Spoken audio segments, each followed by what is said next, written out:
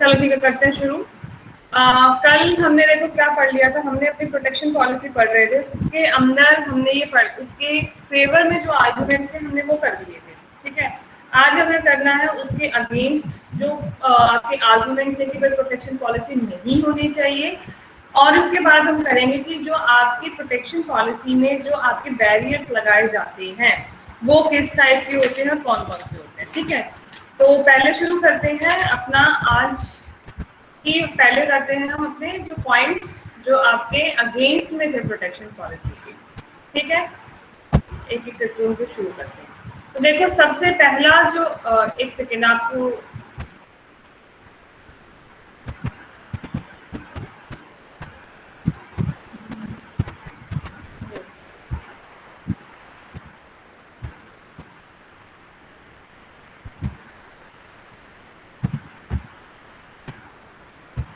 दिख रहा है, सभी को स्क्रीन दिख रही है, आवाज आ रही है सभी को मेरी? Yes ma'am. तो सबसे पहला आपका आर्गुमेंट है प्रोटेक्शन के अगेंस्ट में, सबसे पहला आर्गुमेंट है आपका अधिकतम सामाजिक उत्पादन में बाधा। अब देखो जब हमने बात करी थी मैम, जब हम फैन की डिस्टर्बेंस हो रही है मैम। एक सेकेंड,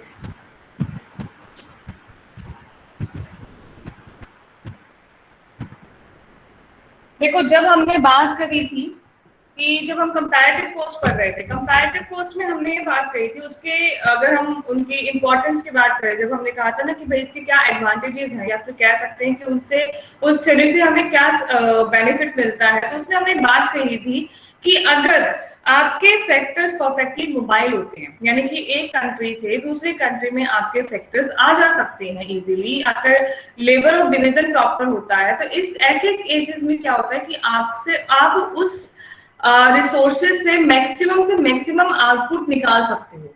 हमने बात की थी ना कि आप एफिशिएंट यूटिलाइजेशन कर सकते हो अपने उन रिसोर्सेज का। लेकिन अगर हम प्रोटेक्शन पॉलिसी अपनाते हैं तो प्रोटेक्शन पॉलिसी अपनाने के कारण क्या होगा कि आपके जो फैक्टर्स हैं, फैक्टर्स ऑफ जो प्रोडक्शन है वो परफेक्टली मोबाइल नहीं हो पाएंगे। अगर परफेक्टली मोबाइल नहीं हो पाते हैं तो इसके कारण क्या होगा, आपका डिवीजन ऑफ लेबर नहीं हो पाएगा, ठीक है। तो अल्टीमेटली इसके कारण क्या होगा, आपका कहीं, क्योंकि आप सभी को पता है कि कुछ फैक्टर्स जो आपके जो फैक्टर्स होते हैं प्रोडक्शन के, वो कुछ फैक्टर्स किसी एरिया में ज्यादा होते हैं, किसी एरिया में कम होते हैं। तो अगर ये चीज होगी कि मतलब अगर आपकी प्रोटेक्शन पॉलिसी होगी तो आपके फैक्टर्स परफेक्टली मोबाइल नहीं हो पाएंगे, यानी कि एक जगह से दूसरी जगह पे परफेक्टली नहीं जा पाएंगे, और इसके कारण आपका जो आउटपुट होगा वो मैक्सिमम निकल के नहीं आएगा, ठीक है। उसके बाद है आपका लॉस टू द कंज्यूमर्स। अब देखो आप सभी को पता है अगर आप प्रोटेक्शन पॉलिसी अपनाते हो तो आप इंपोर्ट ड्यूटीज लगाओगे ना, क्योंकि प्रोटेक्शन पॉलिसी का मतलब ये क्या है कि आप आया तो फिर कर लगाओगे, क्योंकि मेनली प्रोटेक्शन जो हमें देना होता है वो बेसिकली क्या होता है कि आपको इंपोर्ट के ऊपर ही आप ज्यादा ड्यूटीज लगाते हो, ठीक है। एक्सपोर्ट के ऊपर आप इतना नहीं लगाते हो जितनी आप इंपोर्ट ड्यूटीज लगाते हो, क्योंकि हमने जब प्रोटेक्शन की डेफिनेशन पढ़ी थी उस टाइम पे ही हमने कहा था कि हमें अपने डोमेस्टिक जो इंडस्ट्रीज है उनको बचाना है ना। अब डोमेस्टिक इंडस्ट्री को हमने कहा था कि by living the import duties आप अपने डोमेस्टिक डोमेस्टिक इंडस्ट्रीज को बचा सकते हो। इसीलिए अब अगर आप इंपोर्ट ड्यूटी लगाओगे तो आपके प्राइसेस बढ़ेंगे, आपकी जो गुड्स आपने मंगाई बाहर से उसके प्राइसेस बढ़ेंगे। अब अगर वो हाई प्राइसेस पे किसको करने हैं, अल्टीमेटली पे तो कंज्यूमर को करने हैं। तो यहाँ पे कहता है कि अगर प्रोटेक्शन पॉलिसी अपनाते हो तो वो कंज्यूमर के लिए क्या होगा, उसमें कंज्यूमर को नुकसान होगा, लॉस होगा कंज्यूमर को। उसके बाद इन्होंने बोला अनइकोनॉमिक यूज ऑफ रिसोर्सेज। अब बेसिकली मैंने आपको पहले ही बताया, अभी फर्स्ट पॉइंट में मैंने आपको बताया, उसी तरीके से है कि अब कुछ कंट्रीज होती हैं ठीक है, जिनके पास पूरी टेक्नोलॉजी है, पूरे रिसोर्सेज है, सब कुछ है, बट हर किसी कंट्री के पास तो टेक्नोलॉजी पूरी प्रॉपर नहीं है। अब प्रोटेक्शन पॉलिसी अपनाएंगे तो ऑब्वियसली बात है वो उसको अच्छे से क्योंकि अब बाहर से टेक्नोलॉजी वगैरह आप इतनी इजीली नहीं अवेलेबल करवा सकते हो अपने कंट्री में, ठीक है। तो इसी कारण क्या होगा कि आपके जो रिसोर्सेज हैं वो क्या रह जाते हैं, अनयूटिलाइज हो जाते हैं, यानी कि आप उनको अच्छे से यूज नहीं कर पाओगे। अब कई जैसे अंडर डेवलप्ड कंट्रीज होती है, उनके पास नहीं होती है उस टाइप की फैसिलिटीज, नहीं होती है या टेक्नोलॉजी नहीं होती है कि वो उन रिसोर्सेज को, अब ठीक है वो रिसोर्सेज जो नेचुरल रिसोर्सेज हैं वो उनकी कंट्री में अवेलेबल है नो डाउट, लेकिन ये natural resources as it is तो आप यूज नहीं कर सकते हो ना। अब अगर हमारे कंट्री की अगर हम बात करते हैं, हमारे यहाँ पे सोलर एनर्जी बहुत है, ठीक है, लेकिन अगर हमारे पास उस एनर्जी को यूज करने की टेक्नोलॉजी ही नहीं होगी तो हम कैसे उसको यूज कर सकते हैं, उसको हम प्रॉपर एक्सप्लॉइटेशन उसका कर ही नहीं सकते हैं, ठीक है। तो ऐसे में हमारी सोलर एनर्जी वेस्ट जा रही है।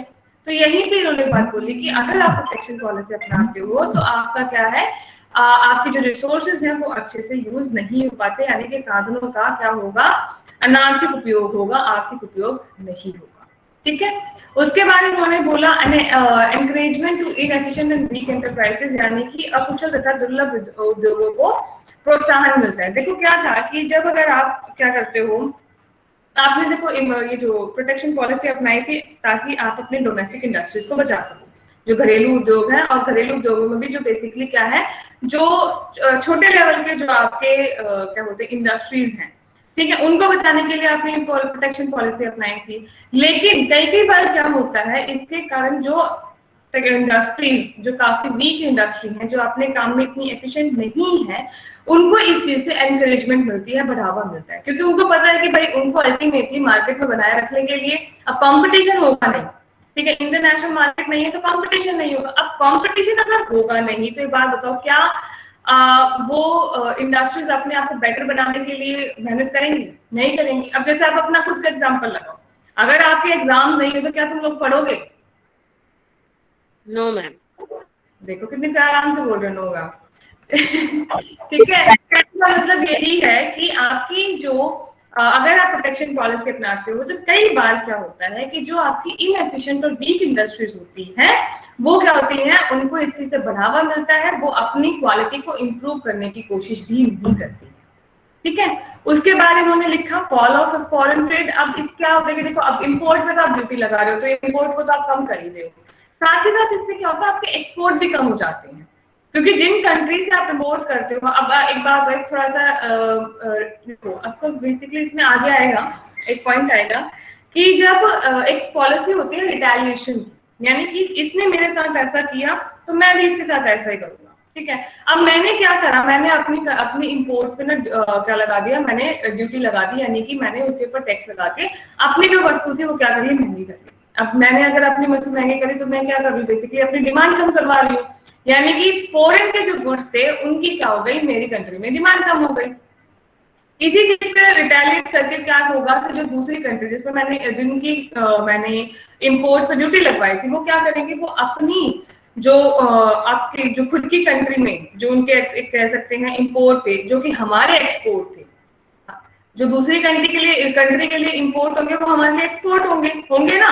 तो क्या होगा कि वो अगर उस केस में अगर वो अपनी कंट्री की गुड्स के ऊपर, अपने देश की वस्तुओं के ऊपर अगर अपने टैरिफ लगा लेते हैं तो ऐसे केस में क्या होगा, हमारे एक्सपोर्ट क्या होंगे, गिर जाएंगे, ठीक है। तो अल्टीमेटली सारी चीजें क्या है, आपकी इंटरलिंक है। अब इंपोर्ट कम हो गए उसके कारण आपके एक्सपोर्ट कम हो गए, अब दोनों ही चीज कम हो गई तो फॉरेन ट्रेड क्या होगा, आपका कम हो जाएगा, फॉल होगा। उसके बाद इन्होंने बोला unequal distribution of wealth and income. इससे क्या होता है कि देखो अब अगर हम प्रोटेक्शन अपनाते हैं ना, प्रोटेक्शन पॉलिसी अपनाते हैं तो कुछ जो आपकी कैपिटलिस्ट इंडस्ट्रीज हैं, ठीक है, तो वो क्या होंगी, अगर अब देखो उनको पता है कि उनका कंपटीशन में कोई है नहीं, क्योंकि अगर फ्री ट्रेड होता है तो कंपटीशन में पूरा इंटरनेशनल मार्केट होता है उनके सामने, अगर वो नहीं है तो ऑब्वियसली बात है अपनी क्वालिटी इंप्रूव नहीं करेंगी वो, ठीक है। हो सकता है वो इंफीरियर गुड्स को ही सभी को बांटे, ठीक है।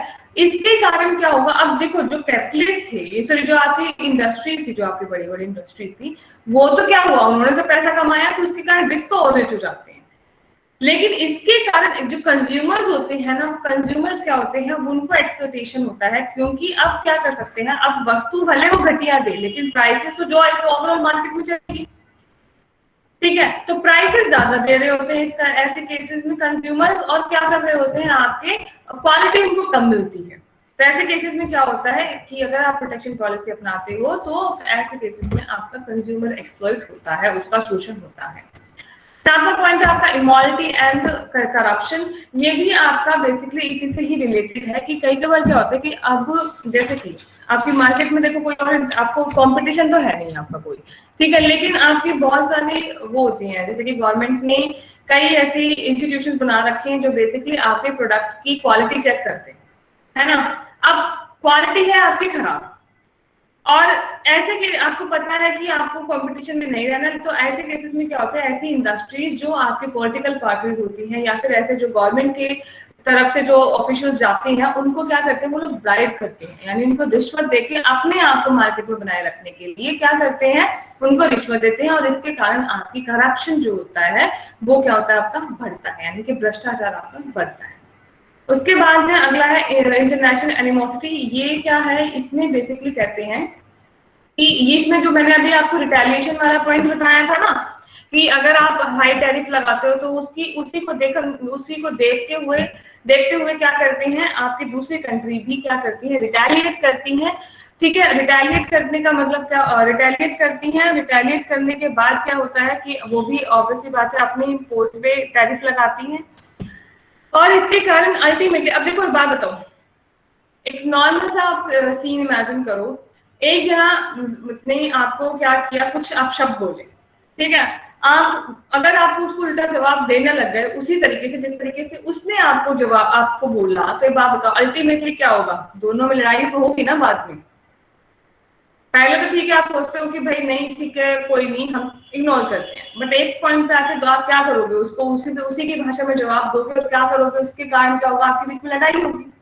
तो यही बोलते थे कि अगर आप इस तरीके से प्रोटेक्शन पॉलिसी अपनाते हो, तो और अगर आप एक कंट्री के लिए अपने टैरिफ हाई कर देते हो, तो दूसरी कंट्री भी क्या करेगी, उसको फॉलो करती है, और फॉलो करने के स्टार्टिंग में तो होता है कि ठीक है आप एक तरीके से इकोनॉमिक जेलसी तक कन्फाइंड रह जाते हो, बट एक तरीके की बात क्या होता है कि आपके बीच में कोल्ड वॉर शुरू हो जाती है।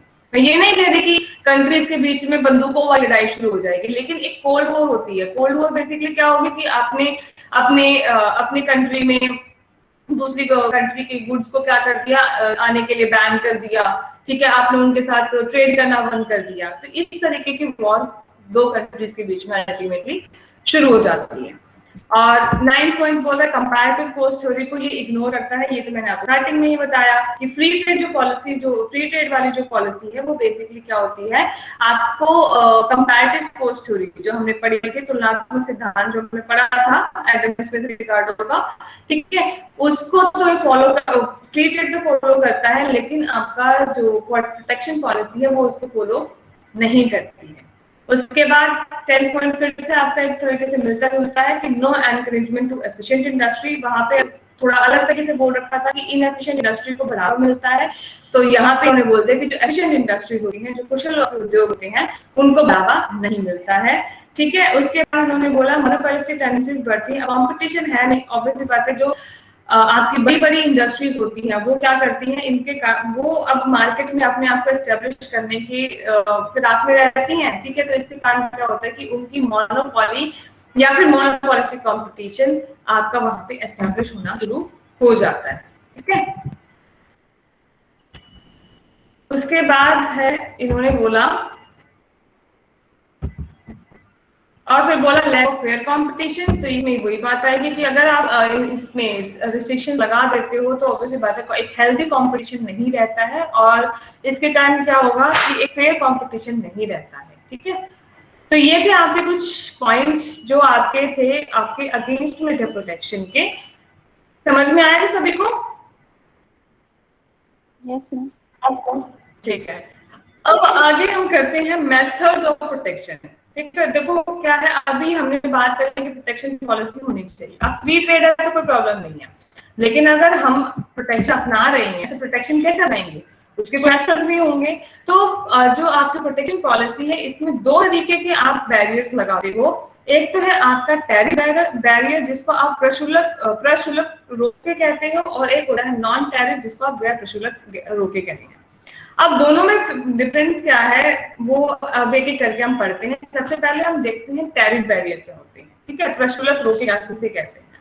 देखो क्या होता है, जब आप इंटरनेशनल ट्रेड कर रहे हो, इंटरनेशनल ट्रेड कर रहे हो और उसमें आप टैरिफ, आप कई अलग अलग कंट्रीज के साथ आप टैरिफ लगाते हो। टैरिफ बेसिकली क्या होता है, एक तरीके की आप टैक्स कह सकते हो, ठीक है, टैरिफ किसे कह सकते हैं, तरीके का टैक्स कह सकते हो। अब ये आपका टैरिफ क्या होती है, आपकी ड्यूटी होती है जब आप अपनी बाउंड्री को क्रॉस करते हो। इंटरनेशनल बाउंड्री को जब आप क्रॉस करते हो उसको आप टैरिफ बोलते हो। जो ड्यूटी उसके ऊपर लगती है, ठीक है, उसको आप क्या कहते हो, टैरिफ कहते हो, ठीक है। ड्यूटी मतलब कर, टैक्स की बात कर रहे हैं हम यहाँ पे। तो इसमें आपके दो टैरिफ होते हैं, एक तो होता है आपका इंपोर्ट टैरिफ, ठीक है, यानी कि आपका, और एक होता है आपका एक्सपोर्ट टैरिफ। इंपोर्ट टैरिफ जो होता है वो लगती है आपकी जो कमोडिटीज आप इंपोर्ट करते हो उनके ऊपर, और एक्सपोर्ट टैरिफ लगता है आपका जो गुड्स आप क्या कर रहे हो, एक्सपोर्ट कर रहे हो। ऑब्वियसली बात है, नाम से समझ में आ रहा है, इंपोर्ट टैरिफ इंपोर्ट जो वस्तुएं कर रहे हो उनके ऊपर लगेगा, एक्सपोर्ट टैरिफ जो वस्तुएं आप एक्सपोर्ट कर रहे हो उसके ऊपर लगेगा। अब अगर आप अपनी पॉलिसी देख रहे हो, अपनी प्रोटेक्शन पॉलिसी मैंने आपको पहले भी बताया, दोबारा बताती हूँ कि प्रोटेक्शन मतलब क्या है कि आपको जब अपनी डोमेस्टिक इंडस्ट्री यानी घरेलू जो उद्योग है उनको जब आपको बचाना होता है, उस केस में आप टैरिफ लगाते हो, मतलब प्रोटेक्शन पॉलिसी अपनाते हो। अभी एक बात तो मैंने आपको पहले भी, अभी थोड़ी देर पहले भी बताया था कि जब आपको अपनी डोमेस्टिक इंडस्ट्रीज बचानी है तो उस टाइम पे आप कौन से टैरिफ की तरफ ज्यादा ध्यान दोगे, इंपोर्ट टैरिफ की तरफ, है ना। तो जब अगर आप प्रोटेक्शन पॉलिसी की आप बात कर रहे हो तो उस केस में आपका मेन फोकस है इंपोर्ट टैरिफ, ना कि आपके एक्सपोर्ट टैरिफ, यानी कि जो वस्तु को आप क्या कर रहे हो, जिनका आप आयात कर रहे हो, ठीक है, आयात बोलते हैं ना। सभी को आवाज आ रही है ना मेरी? Yes ma'am. वस्तुओं को आप आयात यस कर रहे मैम। हो, हाँ जी, ओके ओके, ठीक है। जिन वस्तुओं पे आप आप जिन वस्तुओं का आयात कर रहे हो उसके ऊपर जब आप टैरिफ लगाओगे तो वो बनेगा आपका इंपोर्ट टैरिफ, ठीक है। और प्रोटेक्शन पॉलिसी में हम बेसिकली इंपोर्ट टैरिफ की ही बात करते हैं। अब देखो इसकी कैसे काम करता है, इसकी वर्किंग कैसे है, एक बार तो अभी बोर्ड पे बना के दिखाऊं या फिर यहीं से समझ लोगे?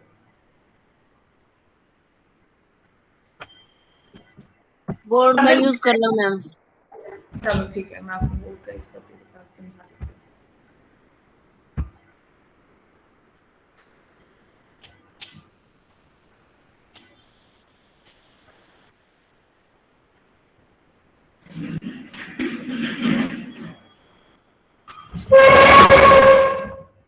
बोर्ड दिख रहा है ना सभी को? Yes ma'am. Yes ma'am.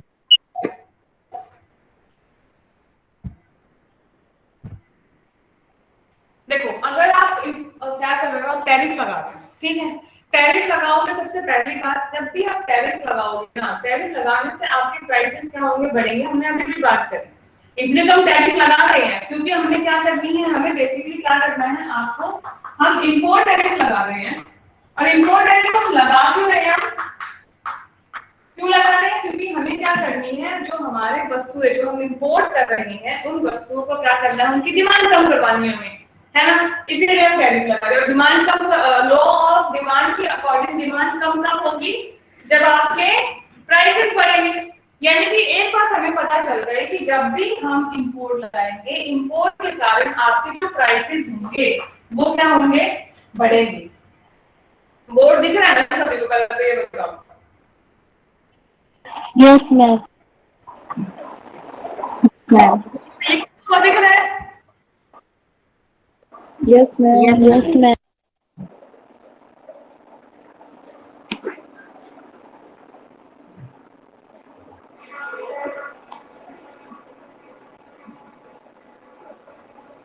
अब देखो क्या है आपका, इसकी टैरिफ वर्क कैसे करता है हमें वो चीज देखनी है।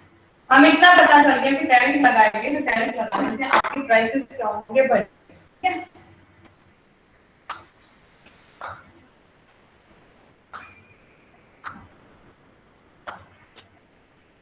आपके देखो यहाँ पे मैम ब्लर ब्लर आ रही है क्या हो मैम, गया, बिल्कुल पिक्चर ब्लर आ रही है क्या मैम, चीज स्क्रीन। ब्लर आ रही है? Yes ma'am.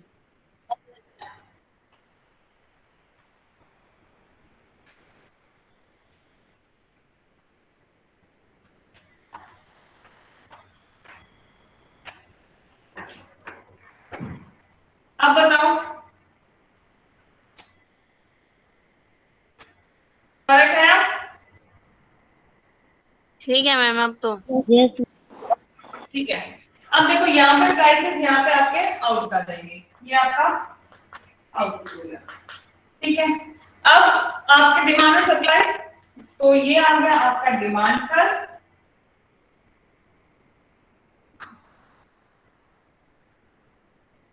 एक सेकेंड रुकना, ये आ गया आपका डिमांड पर, ठीक है, ये आ गया आपका सप्लाई पर। इतनी आई बात समझ में? डिमांड सप्लाई साइड बनाइए, सप्लाई आपकी अपवर्ड स्लोपिंग, डिमांड आपका डाउनवर्ड स्लोपिंग। ठीक है, अब अगर मान लो ये प्राइसेस चल रहे थे आपके, इमेजिन ये वाले प्राइसेस चल रहे थे बिफोर टैरिफ, यानी कि जब आपका फ्री ट्रेड चल रहा था उस टाइम पे आपके प्राइसेस चल रहे थे ये PW। ठीक है, ये इतनी डिमांड इतनी सप्लाई, यहाँ तक आई समझ में? यानी कि ये था आपका, यानी कि Q0 से लेकर Q1 तक इतने आपके क्या चल रही है, आपको बेसिकली आपकी आपका यूनिट्स आपकी क्या हो रही है, कंजम्पशन हो रही है इसमें, क्योंकि आपका यहाँ इतना सप्लाई आ रही है, इस PW प्राइस पे इतनी सप्लाई है, इतनी आपकी डिमांड है। इतनी आई बात समझ में? Yes, ma'am. अब आपने लगाया टैरिफ, जैसे इमेजिन करो आपने इतना टैरिफ लगाया कि आपके उसके कारण प्राइसेस इतने बढ़े। अब ये चीज है ना, देखो जितने आपके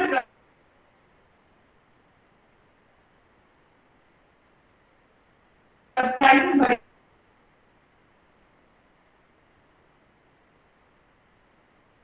ये टैरिफ लगा इतना और मैं टैरिफ लगा दिया, इतने ही प्राइसेस बढ़ेगा आपके।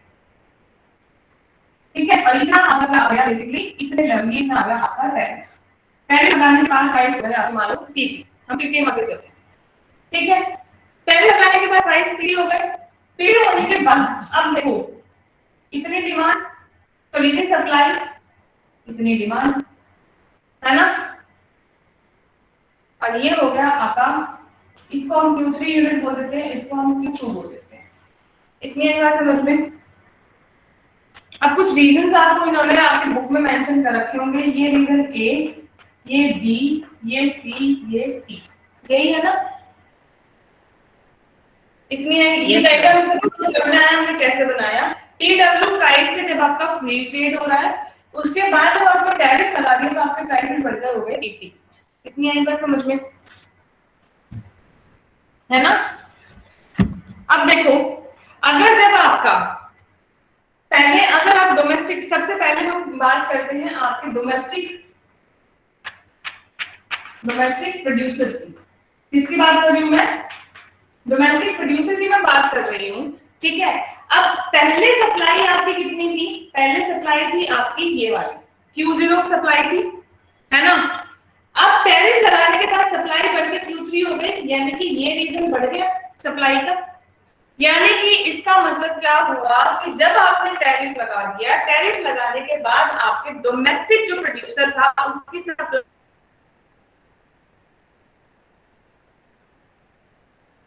बढ़ गई।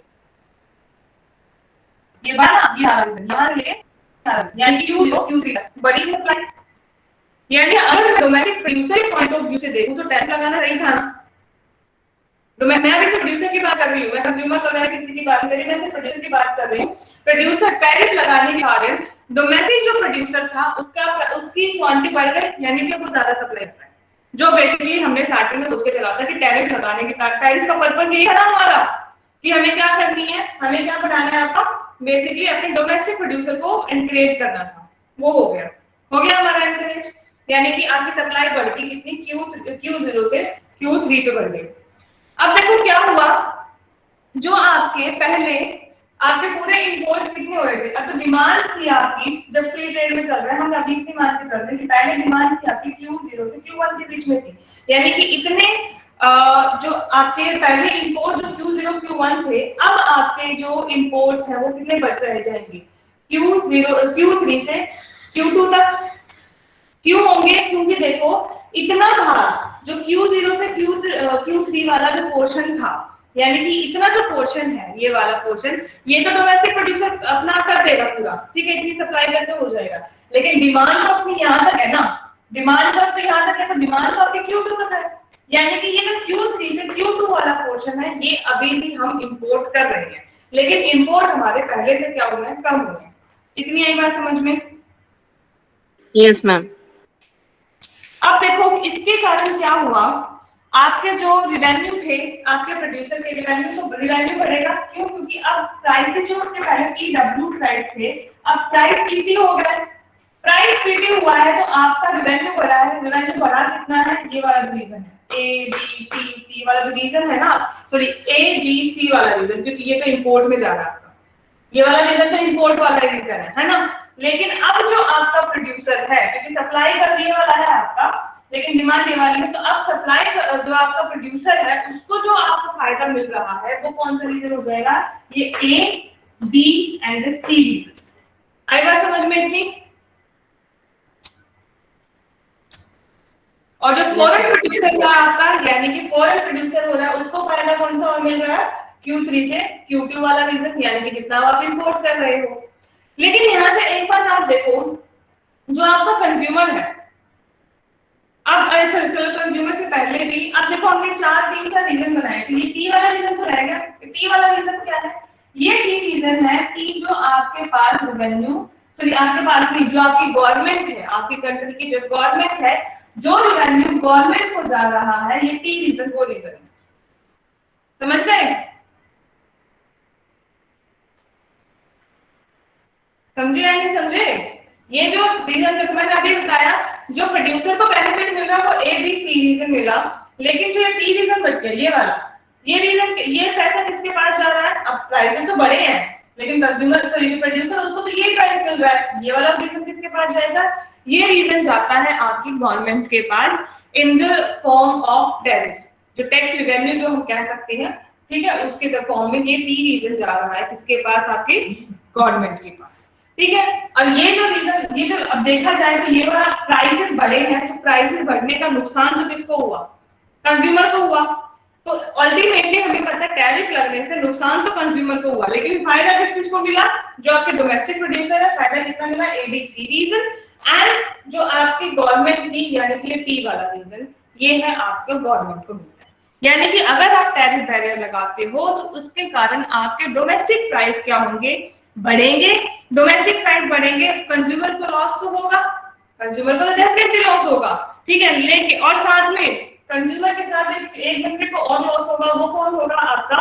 वो है आपके फॉरेन प्रोड्यूसर्स, क्योंकि फॉरेन प्रोड्यूसर्स को भी नुकसान हुआ। फॉरेन प्रोड्यूसर नुकसान कैसे होता है? क्योंकि उसके इंपोर्ट कम हो गए, मतलब हमारे इंपोर्ट कम हुए, हमारे इंपोर्ट कम, यानी कि आपके जो फॉरेन प्रोड्यूसर हैं उनको नुकसान हुआ है, ठीक है, लेकिन फायदा किसको मिल गया? जो डोमेस्टिक प्रोड्यूसर्स हैं वो, प्लस में जो आपकी गवर्नमेंट है उसको। गवर्नमेंट को किस फॉर्म में मिला? गवर्नमेंट को मिला जो आपको टैक्स रेवेन्यू, ठीक है, टैक्स के फॉर्म में, जो इंपोर्ट ड्यूटी के फॉर्म में, यानी कि जो टैरिफ के फॉर्म में जो उसको फायदा हुआ, वो चीज। इतनी आई बात समझ में? तो ये है, ये डायग्राम है आपका, ये बेसिकली आपको क्या है, ठीक है, तो ये बेसिकली जो ये आपका डायग्राम है, ये आपकी टैरिफ की वर्किंग बताता है कि आपका टैरिफ वर्क कैसे करता है, ठीक है। समझ में आ गया सभी को?